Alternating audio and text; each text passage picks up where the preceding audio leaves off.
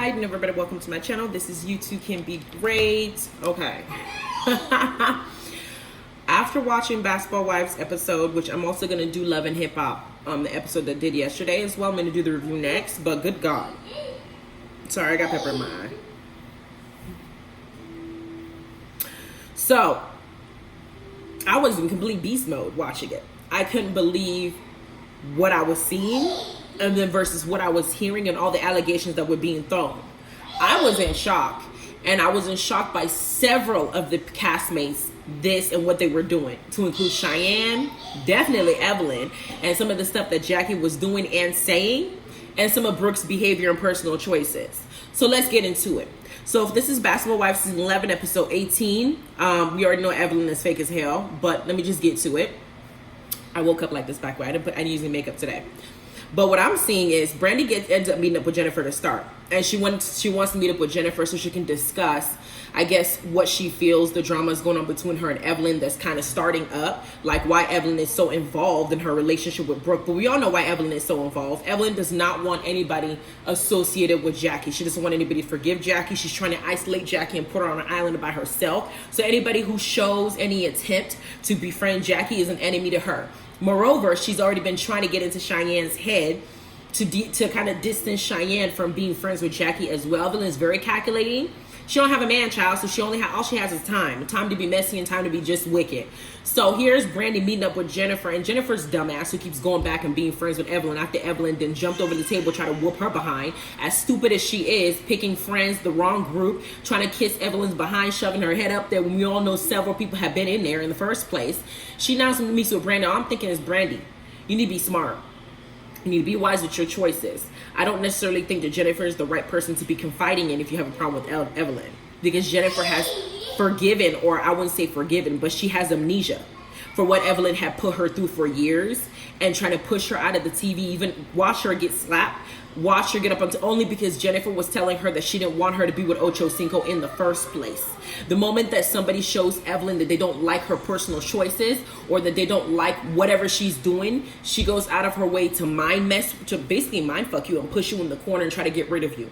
Her beef with Jennifer began when Jennifer expressed that she did not want her to be with Ocho Cinco because she said he was an attention whore. And she went on an interview and she talked about him. The moment she did that, before he headbutted her, according to her, allegedly, that was when she tried to push her out of the group. So Evelyn has a pattern of kicking people in the gut that she feels do not align with her own values, her own views, and we already know she don't have no damn morals anyway. But Jennifer's dumb self is desperate to have a friend that she's willing to go back to somebody who treated her like trash. So Brandy, this will not be the person I would confide in or even get an opinion in. But Jennifer, trying to be neutral, says maybe you guys should just talk. You guys should just figure it out. And I'm just thinking to myself, Brandy, just be careful. And then she also lets Jennifer know that Brooke isn't calling her back. Then we got Brooke now having drinks with Evelyn, Jaceel, Jennifer, and everybody that does not, and Evelyn, does not including Brandy. So now Brooke is having issues, and her excuse is, oh, you know, Evelyn and Brandy weren't getting along last time, so having them in the same spot would be bad. Then I wouldn't choose Evelyn if that's the case. I would have Brandy here, not Evelyn, because Brandy has now said that she was the one on the phone with you, calling you every single day, making sure that you were okay when you lost your daughter. That would be the person I would give a little bit more grace to than Evelyn, whose ass was on the opposite of the couch during their union when your daughter did and all that. No, this is just too much. I don't know why everybody keeps falling for Evelyn's BS, because Evelyn is very calculating. Had Shawnee been on the show, Evelyn will be up Shawnee's behind. Brooke is just the replacement Shawnee temporarily right now. That's all she is. And now she's using Brooke as a storyline. Then we have Cheyenne giving Evelyn a call. Actually, Evelyn calling Cheyenne and trying to get a little bit more, I guess, tea on the prostitution charge conviction that she says she did a PI investigation, and allegedly Jackie Christie was the one who caught the charge in 1987 when the olden days were. I mean, hell, was slavery over then? That's how far back it is in my head. Anyway, that's figuratively speaking. We all know that slavery is a real thing. What I'm saying is old as hell. That convention is old. It's old. It shouldn't matter. 1987, we weren't even in the 90s yet. Hell, I wasn't even born. Okay, I was born in the 90s, and we're over here talking about a charge that happened before my birth.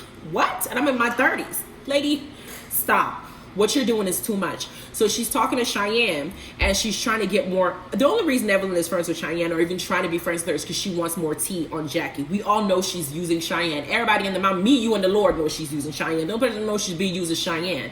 Maybe Cheyenne is also using Evelyn to stay on the show as well. Hell, who knows? They might be using each other. You know, it might be mutually beneficial. But Cheyenne is sitting up there, and Cheyenne is talking to her. And Cheyenne, you know, and her discussing the charge, and she keeps talking about this, and yet the person they're talking about has yet to confirm that she was even doing this. And Evelyn now says, you know, did you let her know that that this is what we found? Did you da-da-da-da-da? And Cheyenne said, you know, Cheyenne basically said no, she'll let her know, but she hasn't. Basically, they're chit-chatting. In the middle of that, Cheyenne invites her to a woman empowerment event that she's having, and she invites Evelyn. For all the women to be empowered, this will be the last person that needs to be empowering them is Evelyn. But she invites them to her event, you know, to come. Evelyn says, cool, she'll show up.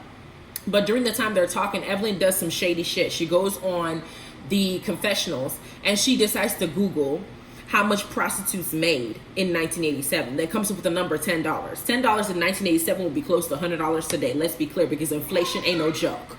So if you're trying to put it out there that $10 is what she was making back then in 1987, that was a whole hell of a lot of money for a BJ.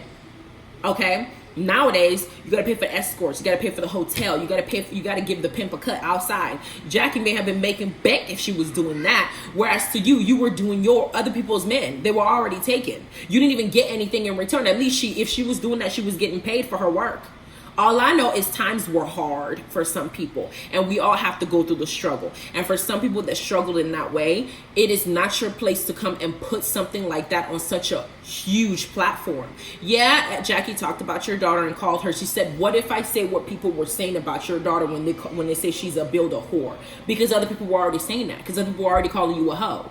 So what she said wasn't far-fetched from what people are saying with you. Hell, when Jennifer brought up the allegation that you may have F Shaq, it took Shawnee some time to even believe you didn't, because that's the rep you've already gotten. And now you got Vanessa in last season talking about you broke up the last relationship that you had your baby daddy. Like, you are known for this. So is it so far-fetched that somebody would assume that your genetics of hoeing trickled down to your child? No, it's not far-fetched, but I get that Jackie was saying that to be rude and disrespectful, and I don't have a problem with Shawnee's. I think she's a nice girl, but I'm just saying, what you're doing is going straight to hell. What you're doing with this whole prostitution charge from 36 years ago. Then we get to where Brooke and Brandy are meeting up to finally talk about their issues. And of course, Brandy apologizes, takes accountability, and lets her know, you know, you're still my friend. Brooke lets her know, yo, I don't fuck with Jackie. I'm never going to fuck with Jackie. Jackie and I are never going to be on the same wavelength. Jackie is dead to me. There's nothing about her soul I think is good in my eyes, because she also has Evelyn in her ear, and because she's still grieving. However Brooke feels towards Jackie is 1000% justified. She has to heal on her own, and she has to make a decision of whether or not she wants Jackie in her face. And Jackie has to learn to be accountable for the things that she does, because she tends to have amnesia sometimes when she's against the wall. When her back is against the wall, Jackie does tend to be defensive, and she tends to try to take the offensive position. If I get mad first, if I get angrier, if I'm louder, maybe you won't be able to, maybe I can bulldoze the conversation, which happens with people who have a hard time accepting fault. So I get that too. Everybody has flaws, and that is Jackie's flaw. So if Jackie one day can look at Brooke and say, you know what, I messed up. I should have done this, and the third. I get it. I'll give you as much time and space you need to recollect and really learn to look at me as a friend. I want us to be a sister, all that stuff. That is up to Brooke what she chooses to. But it shouldn't be Brooke listening to Evelyn, who has her own ulterior motive on why she wants to get at Jackie. Whatever Jackie did to Brooke is not even close to anything that Evelyn is dealing with Jackie. I think Evelyn is just genuinely envious and genuinely jealous, because Jackie is a basketball wife. You're a basketball wife wannabe. You haven't been a basketball wife. You were a football wife, and I think a baseball fiance for Carl. And you've gone through several different sports. You haven't landed on tennis yet, or rugby. There's still opportunities for you, okay? I get it. But the ones we've seen has not been a basketball wife, and the title of the show you do not fit into. All the wives that are there do not include you, okay? Jennifer was a wife before she divorced. Gloria was a wife. Jackie is currently a wife. Tammy was a wife. Shawnee was a wife. You were a fiance that never happened to be a wife, okay? You were a wife to a football player. You're actually being football wives, okay? And it wasn't even long. It was short. Either way, we have now Evelyn calling Brooke while Brooke is meeting with Brandy. That had to be a calculated decision because you had to know that she was out, because probably Brooke talked to her, said, hey, I'm going to meet with Brandy. We're going to talk about things, and you're going to choose that moment to call her. So you got Brooke getting up, walking away to now listen to Evelyn talk about the women empowerment meeting event that Cheyenne just invited her to. And I'm just sitting here thinking, I know Evelyn knows that Brooke is with Brandy. She has to know. That was just such an inconvenient time for that call to come in. Don't y'all think? So for me, after that call, you got Brooke coming back to the table, and Brooke saying, inviting Brandy to the same empowerment event. And Brooke also lets us know that she also have known Cheyenne for a very, very long time. And that the Cheyenne version of Cheyenne she knows is a very sexual Cheyenne. The Cheyenne who always has some sexual in a window to put into the conversation. That's how she knows her. But she didn't say anything rude or anything mean or whatever the case is. She said, I've known her for a while. Brooke decides to come. Brandy decides to come. They're going to go on this empowerment event, and they're going to show up. Jennifer now decides that she has a production company.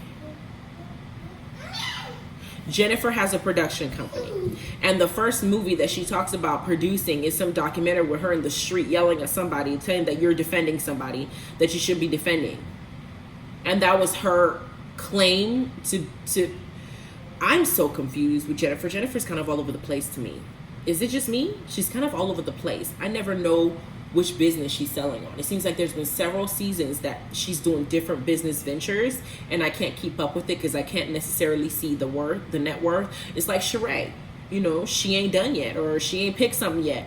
But it's like every time I see her when it comes to business, I don't understand. And I know that she wants to do this to sell the movie now that she knows that her fiance or her husband to be owes a hefty amount of money. I don't know whether she should be married to that man knowing that he owes that kind of money, especially with the age gap. There is a part of you that looks at the situation and thinks that Jennifer may be being used because of not only her fame, but her pockets, and because the guy knows that she's vulnerable and in desperate need of love. It's also a possibility that he really does love her, but it might be something that's also mutually beneficial to him. I love you, but I still want to gain something from you, especially because I owe this much money. Hold on a second.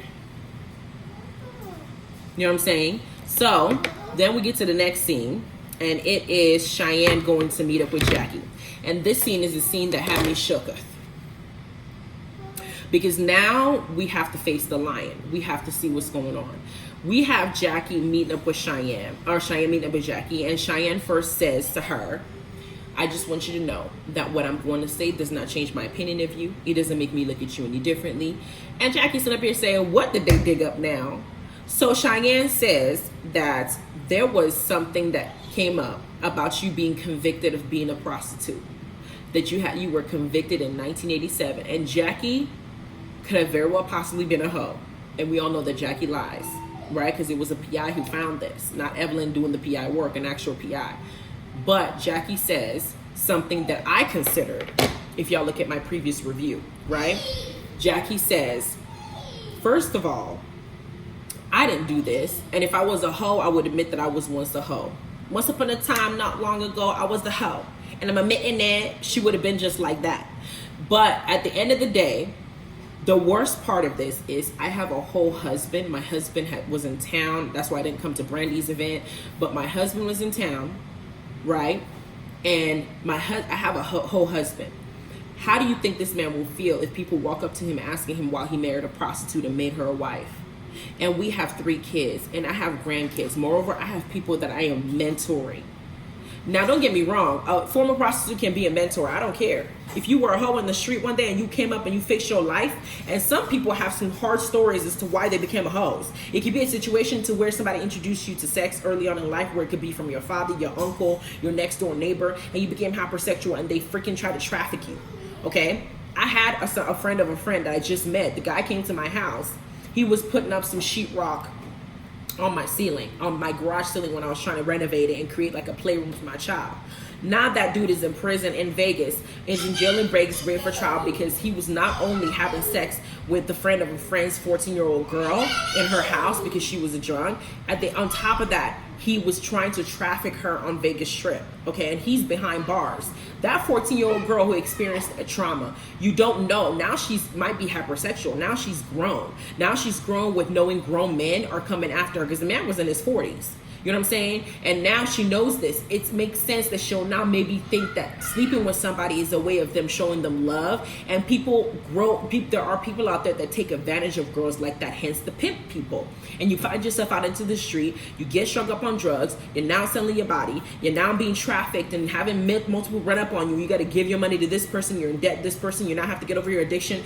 But if you have gone through that type of trauma and you have fought through it, and you have struggled and you have found your way out, and you eventually became a mentor, girl, I will listen to everything you have to say with respect, because you didn't earn it, because you went through hell and you fought your way out of it and you became something. So if Jackie really was this, and now she's on national television, and not only that, she caught a whole basketball player for a husband. She didn't have real money because Jackie is a multimillionaire. On top of that, her kids are set for life. She got grandkids. She's still on the TV. She got businesses. Girl, you did great.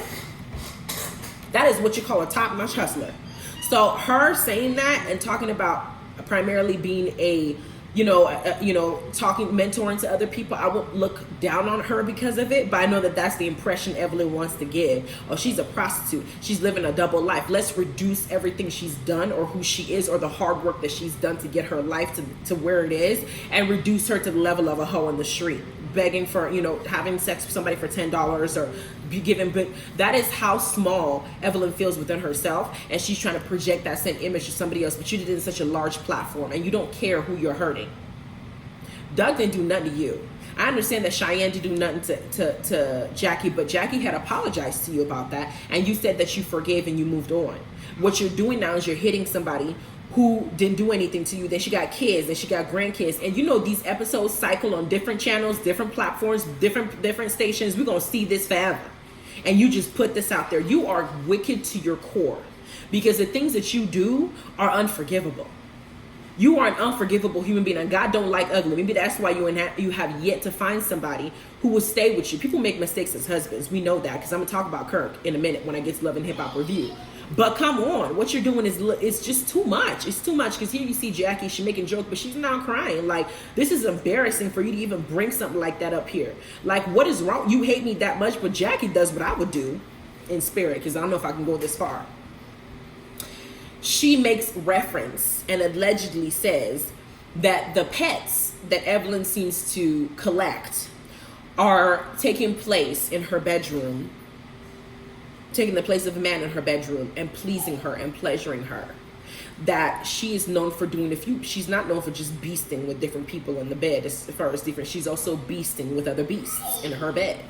And she referenced the dog that we saw limping, her little puppy that we saw limping, and she said the reason that dog is limping is because she's been doing stuff with that dog. And then VH1 is so messy, because while they were saying that, they showed all three dogs running around, one of them trying to chase her and the other one still limping. I'm just like, that they zoomed in on this.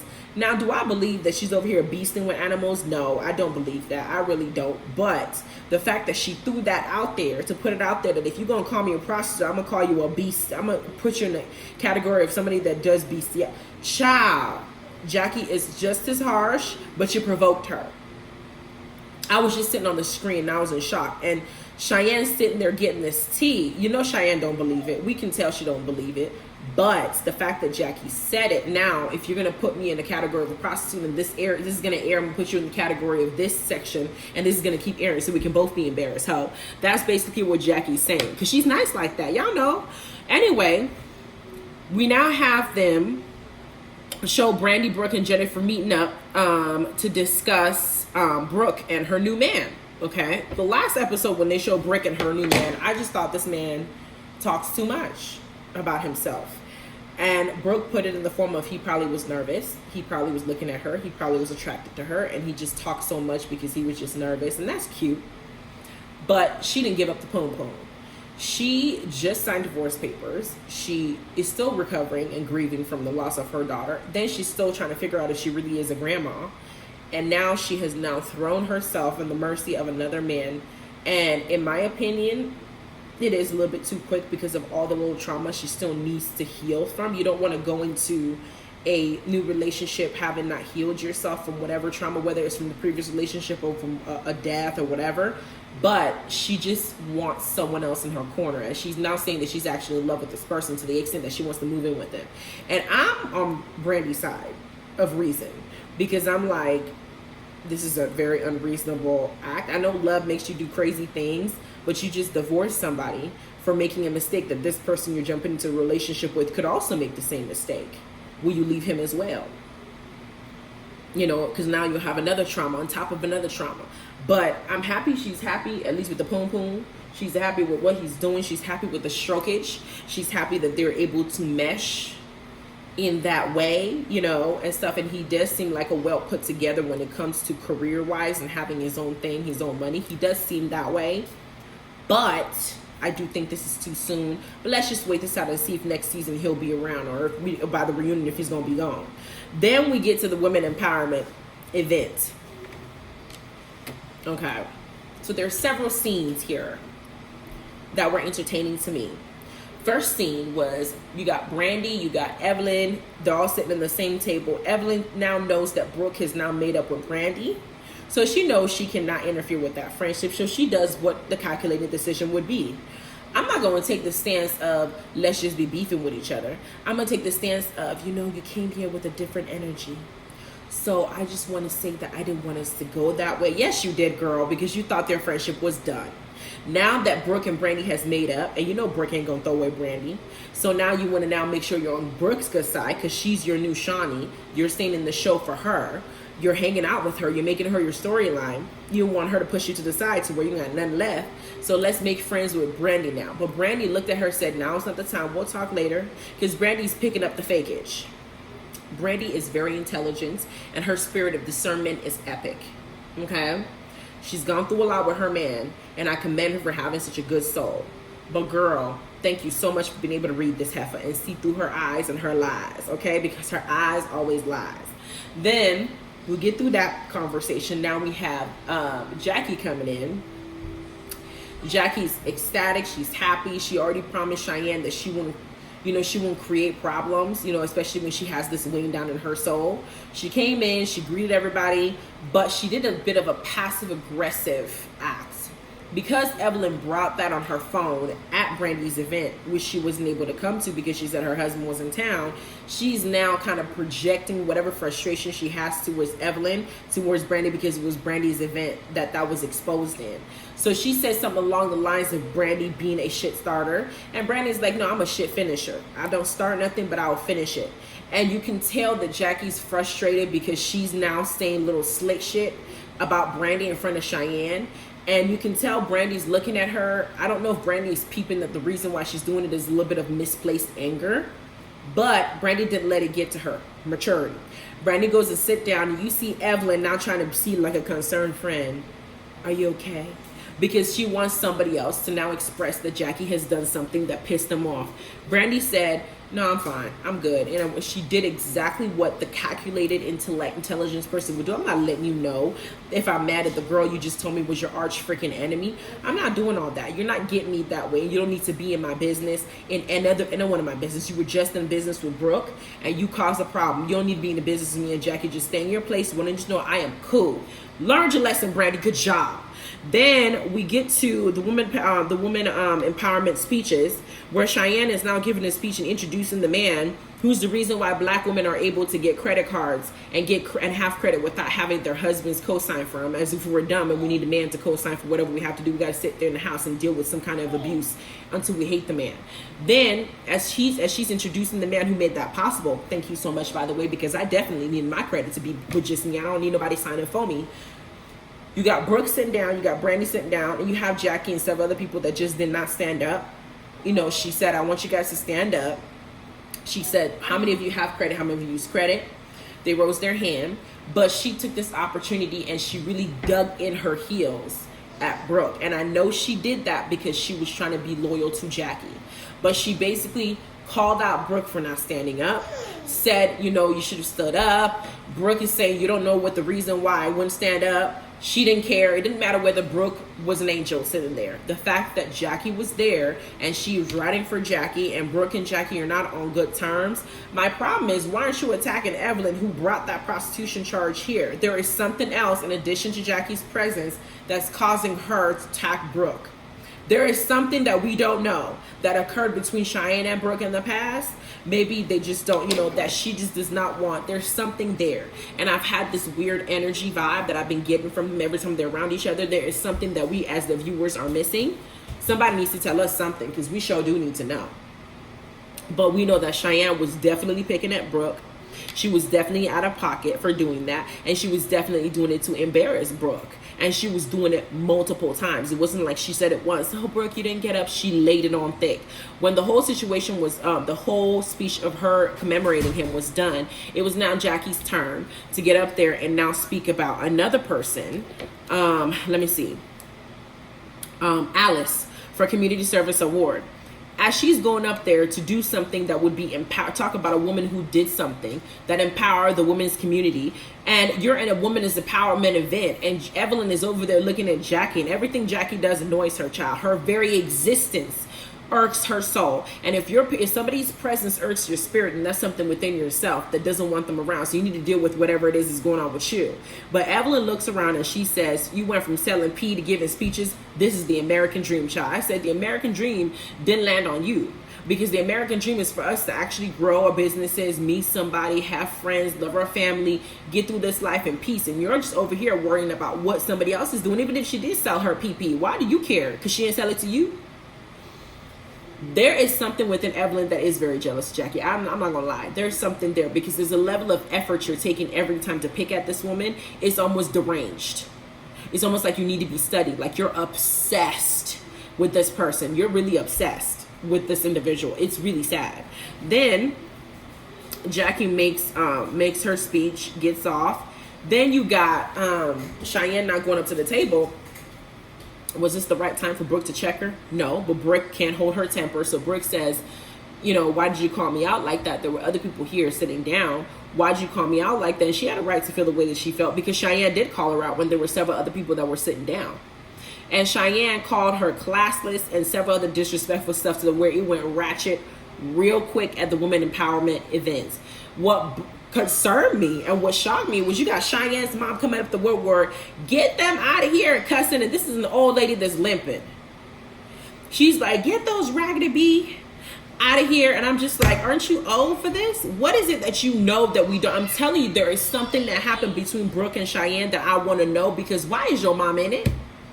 Why is she in it? And they, Cheyenne starts calling security to embarrass Brooke even more.